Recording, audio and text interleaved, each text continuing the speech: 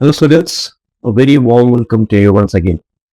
In our previous video, we have tried to understand caste census from a general perspective or more of I have looked in the Indian society's side. In today's video, I will be discussing in core sociological manner, look at the important dimensions that we are going to take a look. The first is I will be providing you a formal definition of how you can introduce this topic wherever and however it comes in sociology. I will be giving you a formal definition. What is the meaning of caste? Who was the sociologist? In which book he has given? And then I have broken this topic into two forms. One, what is the literal meaning of the word caste? What is the literal meaning of the word census according to the government of India? You can combine these two separate definitions into one. And after that, I have discussed the sociological perspectives.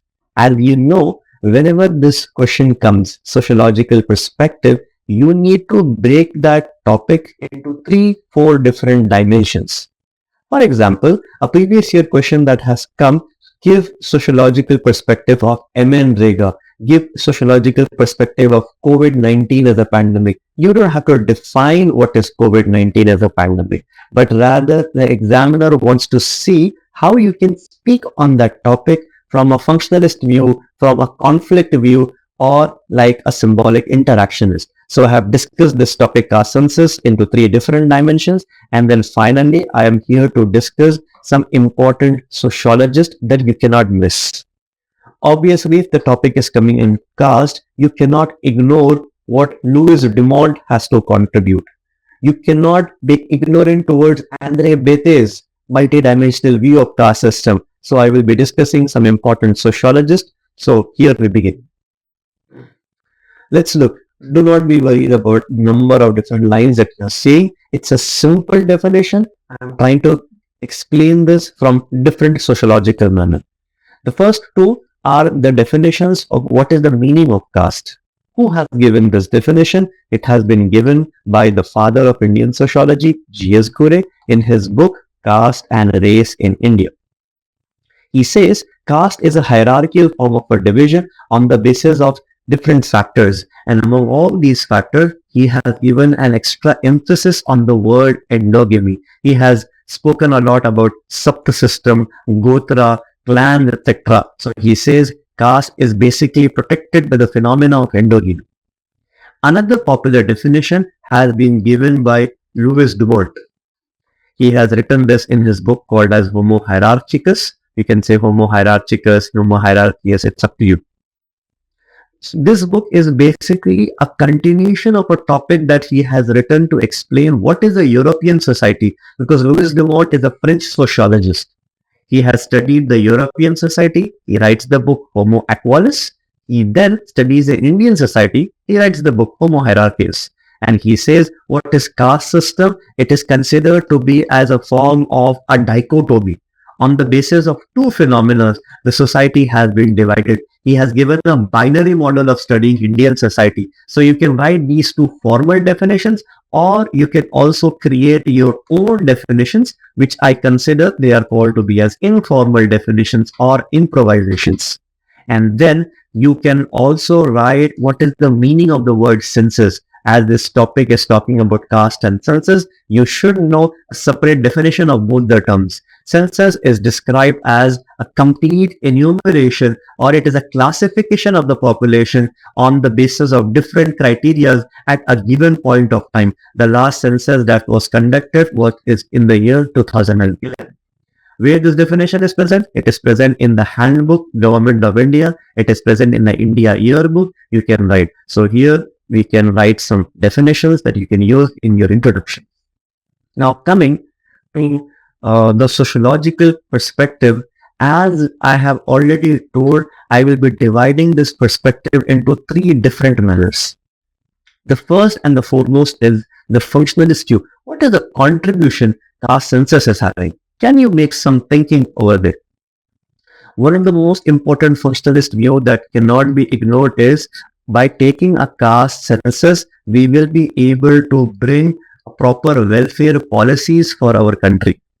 As you see, the country is typically designed on a democratic principle, on socialistic idea. We want to equally divide the resources. So basically, the welfare policies are going to be divided. So it is standing on the principle of equity. Let me tell you, this phenomena is not promoting an idea of equality, because we usually say the word equality, equality, etc. But dividing the people on the basis of caste, subcaste, jati, it doesn't promote the idea of equality, but rather it promotes the idea of equity. Or you can say it is promoting the idea of protective discrimination. It is bringing the ideas of affirmative actions. Why it is bringing protective discrimination or positive discrimination? On the basis of this caste divisions, we are going to see the phenomena of reservation is going to come. So this topic, caste census, it will further bring the aspects of equity. Different groups are going to come later on, and they will say that we are represented at a lower, so we need some kind of backing from the government. And what is that backing that from the government? It is in the form of welfare policies. On the other hand, this phenomena is also making some contribution. Why? Because we are talking about the functionalist view. So we talk about what is the purpose of this phenomena, what is the contribution, what role does it play.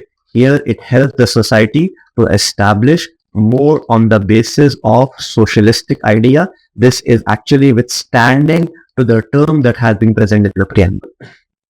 So as we look, there are some important functions that can be played. On the other hand, every coin has got two sides to it. So if we are discussing the functionalist view, what will be an opposing view that is going to happen? So we will be establish a conflict view as well. What is that conflict that is going to be reflected? If we are dividing the society on the basis of caste, these caste inequalities can further get perpetuated, and it can go towards class inequalities as well. That is also a problem. So one phenomena of dividing the people on the basis of some kind of a hierarchy, this also goes and promotes class divisions as well. So here, if class inequalities are there, it is also going to promote some class inequalities. Upper caste people tend to have more money, lower caste people tend to have lesser money. So these inequalities are further divided into different areas as well. If we divide the society on the basis of caste, this is also going to lead towards rise of furthermore identity politics in India. Especially after 1990, we get to see identity politics has further escalated. Today, all the regional politics that we are seeing, it is on the basis of identity politics. There are a number of articles that have been discussed by political scientists who are telling that the political system and the caste system are strongly married to each other. So conflict is going to create on the basis of identity politics. We see this problem is an ascriptive phenomena is being brought in achievement-based society. I'm basically quoting something from Parsons' pattern variable. So ascriptive phenomena will be translated into achievement-based society, because this guy, Parson, he was inspired by Tunis, who divided the society. Ascriptive societies are society which are based on the aspect of Venus. Achievement-based societies are the one which are on the basis of Venus. So identity politics is going to be promoted. And if we further divide the society, the fabric, the social fabric is going to get weakened. So this can create some kind of regionalism. It's going to divide the society. So it can lead towards balkanization of India as well.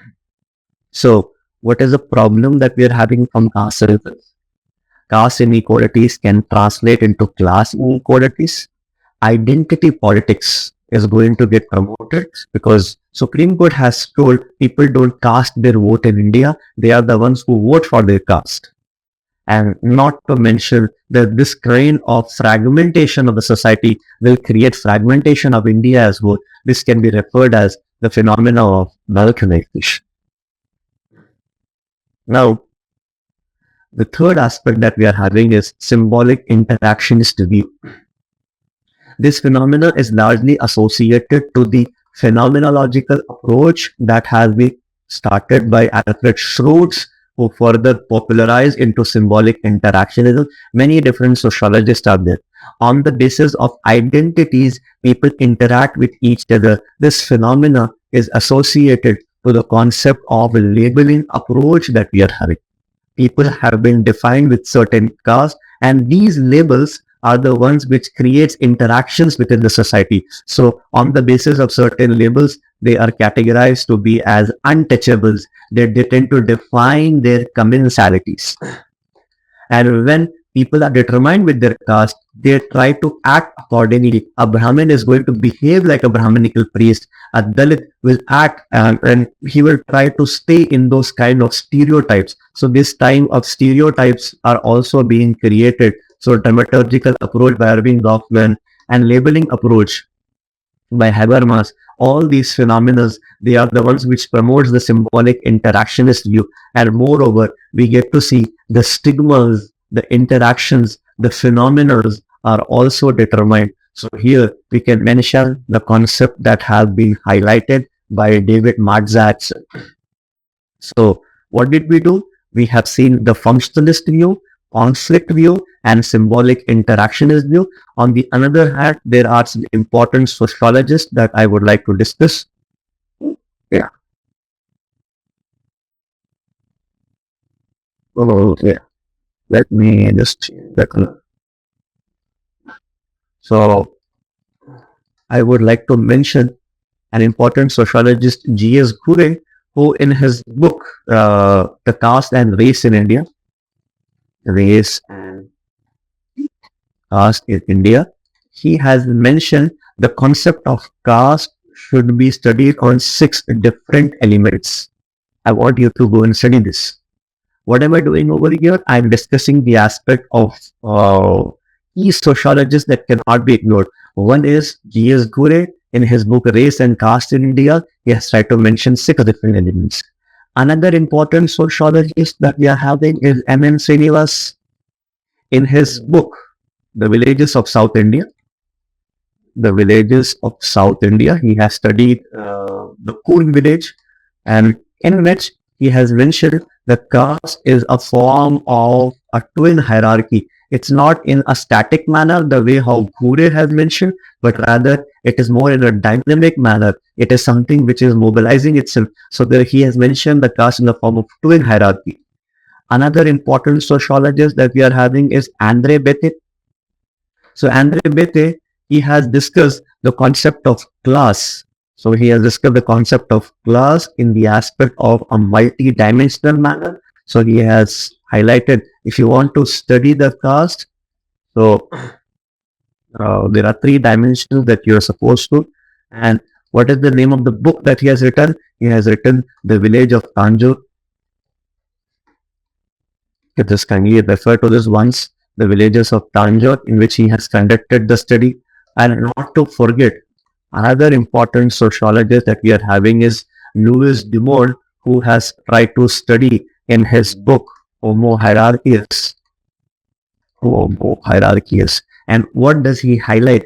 He says that caste is on the basis of a dichotomy. He has highlighted from his ideological view that it is just a form of an ideology that is being present, and it is like a mental notion. So he has highlighted that it's like an ideology, and it is on the basis of what ideology? On the basis of purity and on the basis of pollution. Yes.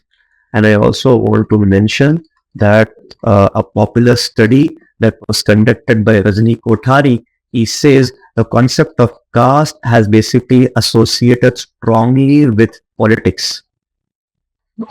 And he says there has been an aspect of democratization of caste system. Yeah. So here, some important sociologists that I want you to keep in mind. So taking the quick recap of what did we discuss in our today's topic. First of all, I have discussed a formal definition of what is the meaning of caste, what is the meaning of census. Then I have highlighted the functionalist view, what is the contribution in the role that it is having. Then I have tried to explain what problems are going to be produced from this caste census that is going to happen from 2025 to 2027. And how does people interact with this phenomenon? It is used in the form of a labeling approach. Stereos, stigmas are being created, and what are the phenomena that how it is going to create an impact. So we highlight from a phenomenological view, which has been present by Aravind Kaufman, etc.